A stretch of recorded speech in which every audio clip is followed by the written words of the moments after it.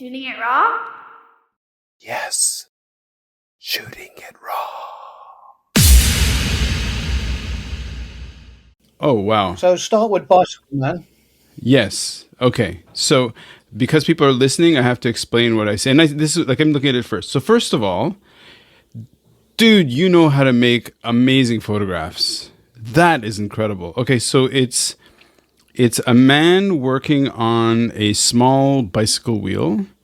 He's balding a little bit. He's not wearing a shirt. It's just rained. And there's a single fluorescent tube of light, maybe, I don't know, 3 meters above his head. So let's say 10, 15 feet above his head. And he's surrounded by fans, by blades, by metal. And so this is like it's almost like a cinematographic still in this full-on futuristic almost kind of like Blade Runner-esque scene. But here's this guy, it's night, he's working on this flat tire, he's kind of streaming down, and he's surrounded by this really intense greenish, everything's kind of greenish except for his skin and the lights in the background, which are beautifully orange. I mean, this is such a great shot. Okay, so what is this?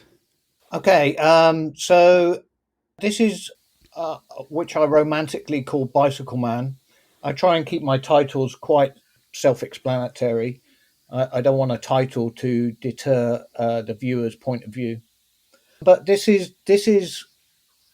photograph encapsulates me 100%. It shows my love for Hong Kong, and it shows a lot of my influences growing up. But predominantly it's my love for Hong Kong is encapsulated in this photograph.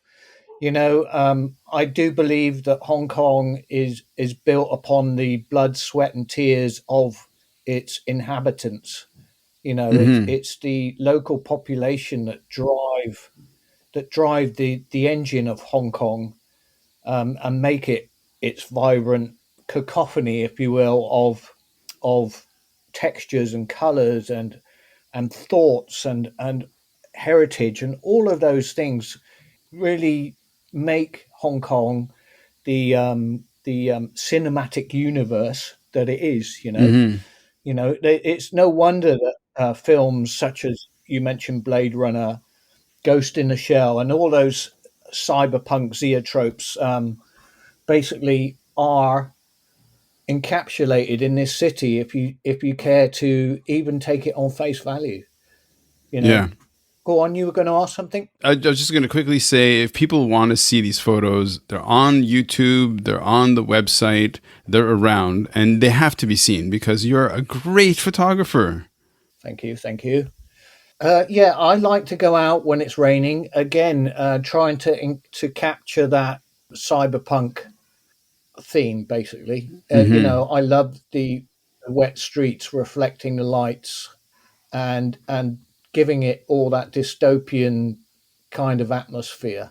That's where I'm kind of going with it. Yeah. To be honest. So to be nerdy, what kind of cameras are you shooting with? So I use a Sony A7 Mark III. I have one lens. I use a 24 to 70 zoom. Nice. And that is it, basically. That is my camera. I have it sitting next to me right now, and it's looking rather beaten up, to be honest.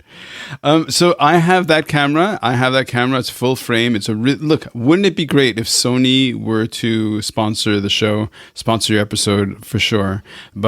And it's a full frame, and so within that dimension, the 24 to 70 zoom.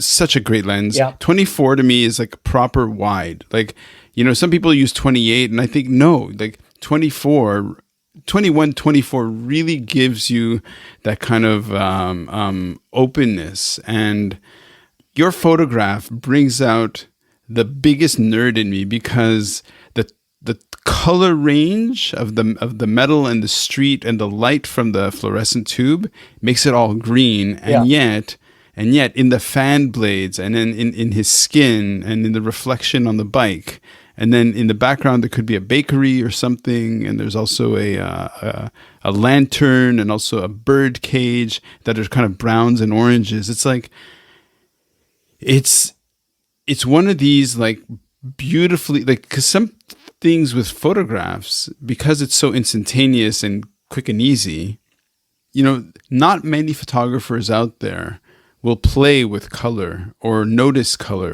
these sorts of levels. And Right. you definitely do. I mean, is there a lot of post-production on this thing? I'm not one of those guys that are puritanical about his photography. I'm out there to make an image that's reflecting what my point of view. Yep. So I put my hand up. I'm a heavy Lightroom user. Mm-hmm. So what? Yeah, it works. There's too many colors often on Hong Kong streets.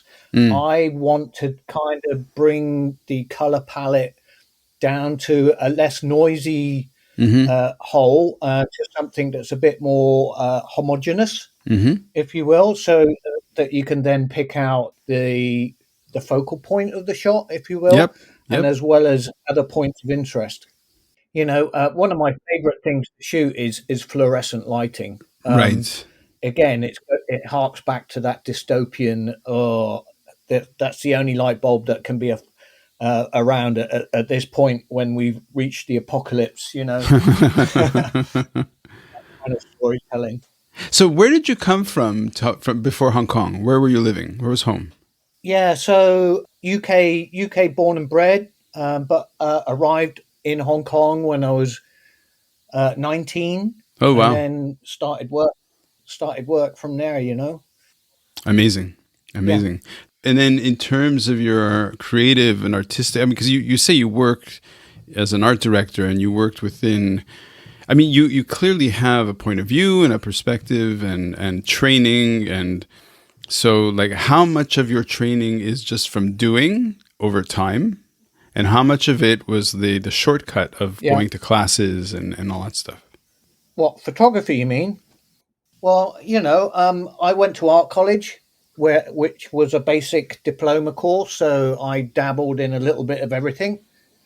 Then, I went straight into corporate branding design as soon as I arrived in Hong Kong, and that showed me the corporate world. And then off into the more boutique graphic design and photography film studios. So that's basically all encompassing my training per se. Everything else has kind of been self-taught, especially computers. I was there from the beginning. That makes me feel quite old. Yep. Were you working in one of the big advertising agencies, or were you working in like a smaller boutique or more in-house? So as soon as I landed at the age of 19, a year out of art college, I landed a job at Landor Associates in Hong Kong, which was, arguably the biggest design agency in the world, working on accounts ranging from, airline liveries to cigarette packet design. So, but I didn't last long in that world. The corporate world is not something I enjoy too much. Sure. So then I hopped and skipped and crowbarred my way into the local boutique design agency run by a photographer and a film director. Oh, nice. Yeah. Okay. Well, let's say goodbye to this stunning photo, which people have to check out. Yeah. I love how I'll get creatives onto the show, and I see images that I've just never seen before, and this is fantastic. So let's go on to the second photo.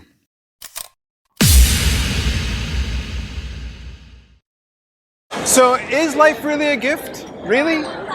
Can you make every second count? That's the whole point of the podcast.